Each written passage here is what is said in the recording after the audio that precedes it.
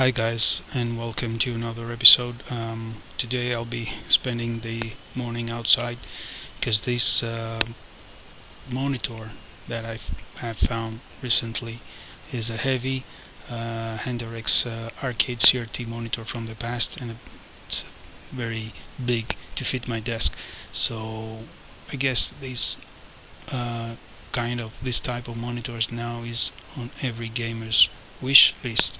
uh, and it is hard to find something like this, so it's interesting. HANTAREX used to be um, a high quality manufacturer of these screens, and if I remember this right, it was the vendor for the CRTs used back in the day in cabinets, the electronic games we used to play, the big cabinets you could find back in the 80s in gas stations and in cafes.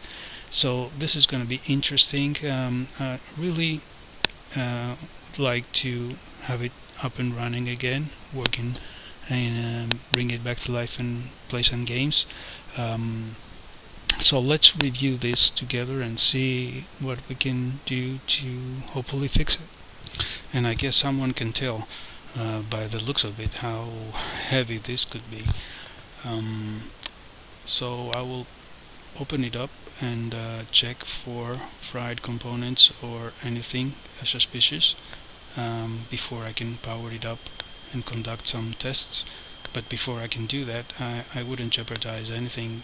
There's high voltage in these CRT monitors, so let's clean it up first and then we can power it up and test it. So let's take a look around the device. So the model is CT900 from Italy. For the European markets, that means 220 volts, 240 plus minus 10% or something, and we can see 6 classic variable resistors. You could manually set the frequency right for the vertical sync, phase and frequency for the horizontal sync, and the inputs.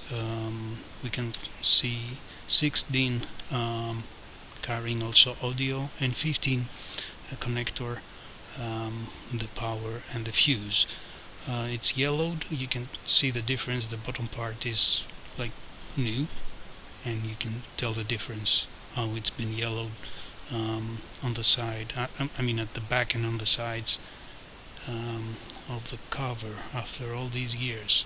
So a good idea is to start by checking the fuse and measure the voltages, check the connectors. I can see some rust on the screws holding the power connector. It's definitely old, so I want to make sure everything is clean and safe before we power it up. I can see a lot of screws down there at the bottom, but I guess those are holding the PCB from the inside. Rubber feet, some rubber feet are missing.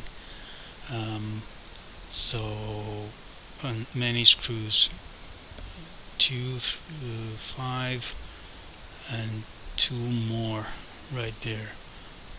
I guess those ones should be removed in order to get the back of the case and get access to the back of the device. Not all of them, so I'll start with those. Probably some other must be holding the case from the sides. I can find some rubber feet to replace the missing ones later on, but then first we need to check the condition of the components inside. So yeah, I think I got it right. One here, one here, and the top cover can be removed, and a couple of other screws holding this back cover from the side, one on its side, and I think we're good. To remove the back cover, and yeah, exactly what I wanted. This is exactly what I wanted. Only the backside is gone, so we can have a clear view of the CRT, which looks good. The big transformer right on the right, and underneath the CRT we can find the TDA amplifier by Philips right there behind the variable resistors, and the panel which holds the connectors and the switches. Back there, right there at the front, the type of the CRT, the actual glass, and I guess everything looks fine. I can see no fried components, no suspicious components, nothing is blown as far as I can see. And the yeah, always keep in mind, guys, that you have to be extra cautious when you're dealing with old CRT monitors or old TVs because of high voltages. And here is the speaker, and there is another place, right, two locations you can place the speaker. I guess they picked the position to hold the speaker on the side of the cover. I think I'm gonna give it some good dust, rust, paper, and whatever, some good clean after all, part by part, and I will dust off the circuit as far as I can do that. But it looks okay. I didn't expect, to be honest, to find something burned, like clearly burned or swollen capacitors or anything. But then again, you never know. So rule number one is to check the components and the device with the naked eye. That's the first thing to do. Those stickers I need to remove and keep them, otherwise if I wash it and try to make it brighter, those will be damaged. So I have removed the speaker, detached the speaker from the back cover, and I think I'm gonna be using some kind of razor or something to carefully remove the stickers and put them somewhere. And in the meantime I can wash and brighten the back cover, and then I can find some way to put them back in place. And so the next step is to clean these guys. These guys are the ones to be prone to failure after all these years, especially when we're talking about analog equipment, radios, amplifiers, like in this case monitors, whatever works with variable resistors or variable capacitors. And the way to do this is to get a syringe and flood them, literally flood them with a degreaser, which is something based on gasoline, and play around with them so the contacts can get back to normal. And that's the way you should clean old variable resistors and capacitors. In many cases, you know how it is when it comes to old radios and old equipment. All the devices that used to have the analog devices that used to have variable resistors and variable capacitors. Say for instance you wanted to pump up the volume or tune your radio to another station, and you hear this static sound coming from the speakers, which is really annoying. And this is exactly what it is. It is dust gathered over the years inside the variable resistors and the variable capacitors. And so the same goes for video equipment like this one. We'll be trying to set the vertical and horizontal sync, let's say, and we should have interference instead of a clear picture. So it is a good practice to take a syringe and flood the variable capacitors and the resistors with some degreaser.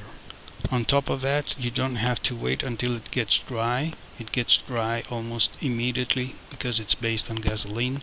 But of course, needless to say, whenever you apply the degreaser onto the resistors, the device should be off the grid. Now we'll do the same with the switches. Analog contact switches from the old days gather dust as well and create static noises and interference in operations. So we'll do the same thing, playing around, flooding them with the degreaser as well. Now, if I remember this right, this equipment comes from 1986, and by the time I was trying to check the fuse, the plastic cover that holds the fuse broke on me, and I mean broke in half. The fuse is somehow white or dirty, or I have to change it, and this thing really broke on me, like broke in half. Weird. The plastic is so old and so dry. I don't know how to put it.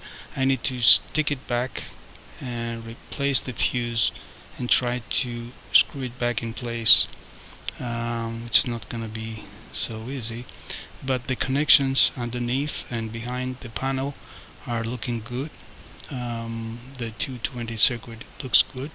I just had to find something to smart to do with.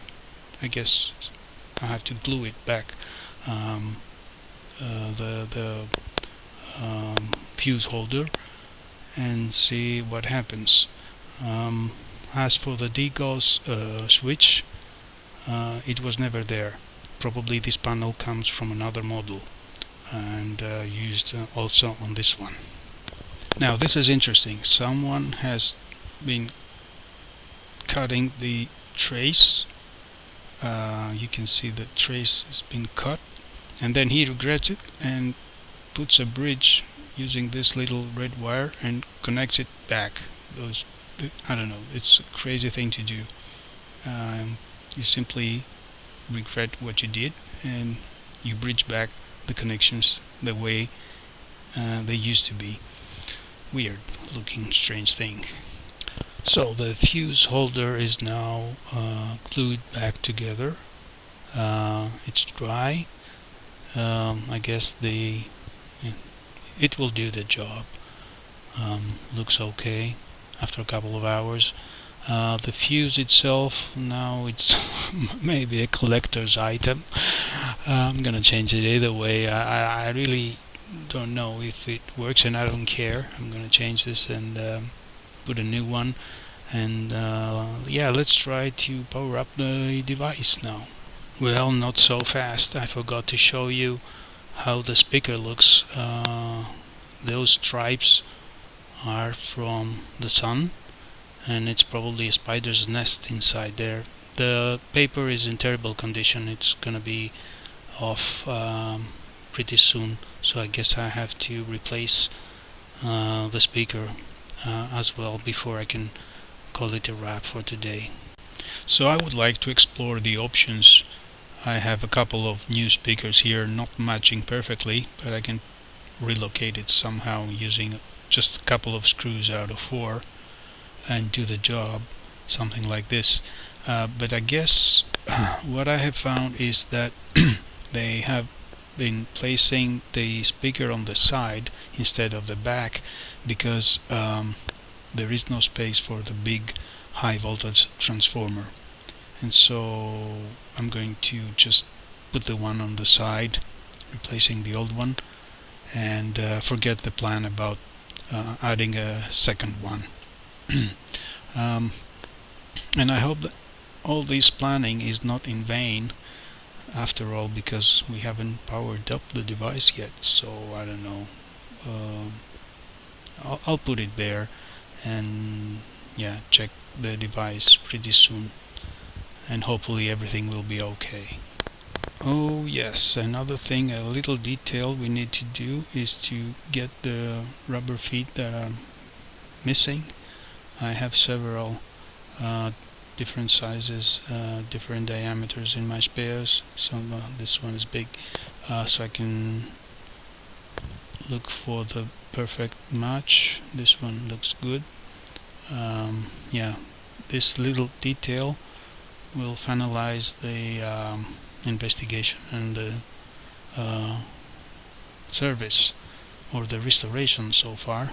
That's good enough for today, I guess, and hopefully this device works after all. And sure it does. Here is my old master system connected on the screen.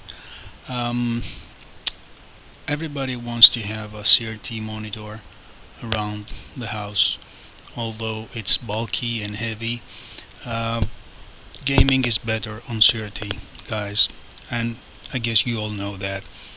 How you want to compare it from LCD TFT up to OLED displays, 4Ks and all that, the CRT monitors are far superior, producing outstanding results on the screen. And this is because they do not operate over this fixed panel grid the LCD monitors are working, but rather over three guns, the beams, the lights that goes directly onto the tube itself, and so there is no blur phenomenon since there is no upscaling process behind the scenes, and there is no motion rendering on top of that, as every frame is rendered identically, right?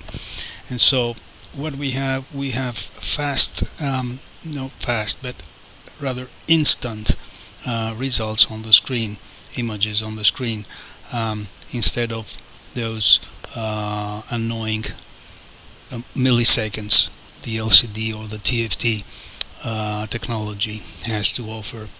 And so again, this leads you to notice the blurry thing on the screen when something is moving from left to right, and especially if you connect your PC and try to compare the mouse, how it moves on CRT, comparing this to a TFT LCD, whatever, OLED display instead. So thanks for watching. I hope you like it. Just if you come across with something like this, an old CRT arcade monitor, just try to find the space to stash it somewhere, to put it on your desk if you have plenty of space available. It's definitely worth it, and it's gonna be there for you for the years to come, and you'll be playing your favorite games without any display lags at all, and in vivid colors, which is great and feels great. So thanks for watching. I'll be catching you soon with another video. Consider subscribing, gives us a thumbs up. Share your ideas on the section down below, your experiences, your ideas, your modifications, your questions you might have, and yeah, I'll be catching you soon with another video. Thank you so much for watching. Bye bye.